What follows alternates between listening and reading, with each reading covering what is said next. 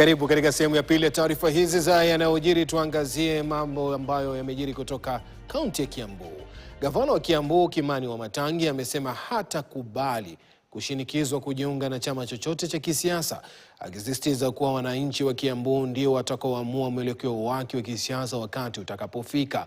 Akizungumza katika hafla ya kuwawezesha waendesha bodaboda kutoka maeneo ya Karuri, Kihara, Dederu, Siada na Mushadha katika eneo la Kiambaa, Wamatangi alisema hakuna kiwango cha vitisho, usaliti wa kisiasa au kampeni za kumchafua kitakachomlazimisha kuingia katika miungano ya kisiasa kabla uchaguzi mkuu ujao. Gavana huyo alisema ataheshimu maamuzi ya wananchi wa Kiambu kuhusu mustakabali wake wa kisiasa, akiongeza kuwa viongozi wanapaswa kuongozwa na matakwa ya wapiga kura badala ya maslahi binafsi.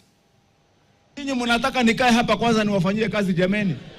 Imagine hiyo kazi yote tumesema hapa sasa hizi imefanywa na Wamatangi na miaka 3. Na sasa uchaguzi tunabakisha mwaka mzima na miezi 6 tena. Alafu sasa niache hiyo kazi yote ati nimekimbia huko ati ndio nionekane wana mdomo bure pamoja ama namna gani jameni?